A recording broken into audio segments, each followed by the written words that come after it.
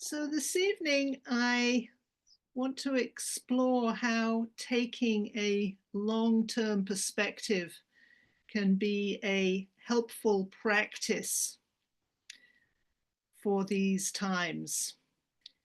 In other words, seeing what is happening in the world today in the broader arc of human history.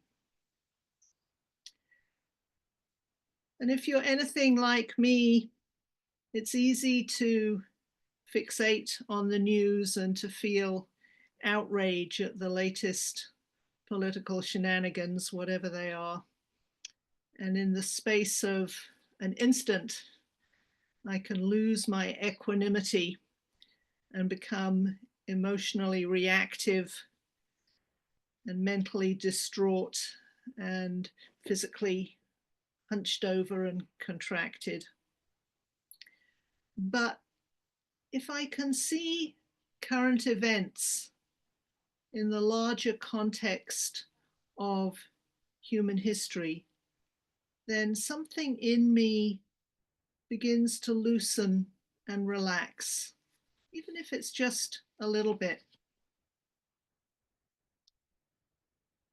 And it has been said by some authors that we are living at the end of modernity, this time in history that's been characterized by beliefs in limitless growth and expansion, by colonialism, by rationality and reason, by science and technology. In other words, the belief that technology can fix everything.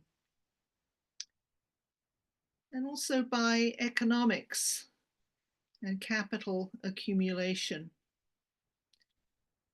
And last and perhaps most significantly, modernity has been characterized by beliefs in human superiority and separation from the natural world, and individualism, supremacy of the individual.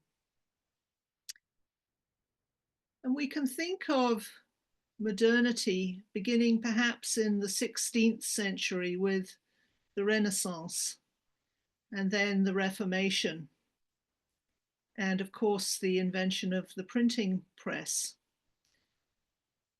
So we've been living with this worldview for about 400 years, perhaps a bit more now. And this rise of modernity marked a really major shift away from medieval social and intellectual norms towards a much more secular, less religious, much more rational, a much more individualistic, less communitarian worldview. And then, of course, in the 17th century, along came the scientific revolution and the age of reason, which really fed into early modernity. And then in the 18th and 19th centuries, we saw the Industrial Revolution, leading to new ways of thinking about the means of production. And then in the mid-20th century, we have the very intentional and deliberate creation of a consumer society, leading to new forms of capitalism and new forms of economic institutions. So modernity has really affected all aspects of human life, especially here in the global north. And I'd be the first to say that it's had many benefits, such as dramatic increases in the human lifespan, in human longevity, and also decreased infant mortality. People tend not to, at least in the global north, starve to death anymore. And many communicable diseases have been controlled, although they do seem to be making a resurgence. We've also seen the spread of democracy and human rights increased social mobility and higher standards of living for many. But these benefits have also come with huge and unsustainable costs. For starters, most obviously, modernity is destroying the Earth's life support systems on which we depend for our health and well-being. At present, globally, we're using the resources of about 1.75 Earths every year to sustain our lifestyles. Climate disruption is escalating and pollution is increasing. At the same time, it's not as if modernity has benefited everyone equally. And actually, it's come at huge costs to the global south, in which many indigenous cultures and societies have had their land and their resources stolen, their traditional values and practices eroded, and their languages and ways of living destroyed. I read somewhere that there are now about half the number of languages on Earth than there were about 60 years ago. It's incredible. And even in countries that have benefited from modernity, there's been a loss of community and social cohesion as this focus on the individual has replaced ideas about family and community. Loneliness and fear and isolation and anxiety and depression are widespread and seem to be increasing.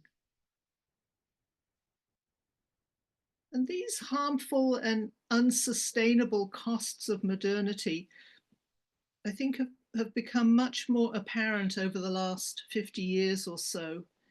And it's increasingly clear to many, I think, although not all, that the house of modernity is crumbling and falling apart. Early warning signs, I think, include the ecological crisis, especially climate disruption, global pollution, massive species extinction, and devastating resource scarcities, especially in the global south. We also see growing mistrust of public institutions and government and the media and science.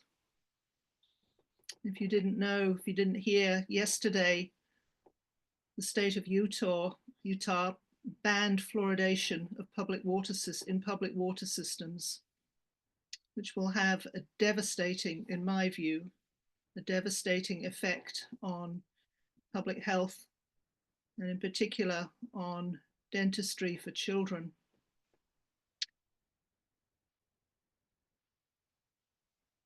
There's also been an upsurge in what I might call dystopic visions of the future. Movies, books, everything forecasting the end of the world. And at the same time, a really profound yearning to return to some illusory golden age where everyone was happy and everything was hunky-dory. I think the signs of the end of modernity are all around us if we choose to see them. And it can be pretty painful to see them.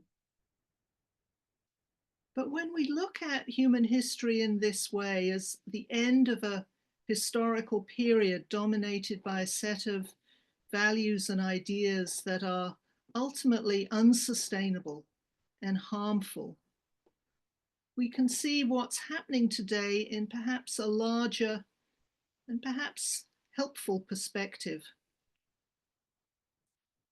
We can see that President Trump and his associates are perhaps actors in a larger play rather than its authors, rather than its writers or creators.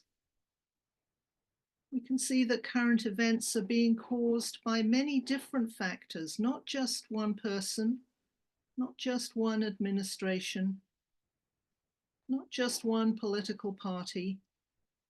What's happening is the result of an untenable worldview and its, what I think, its inevitable demise.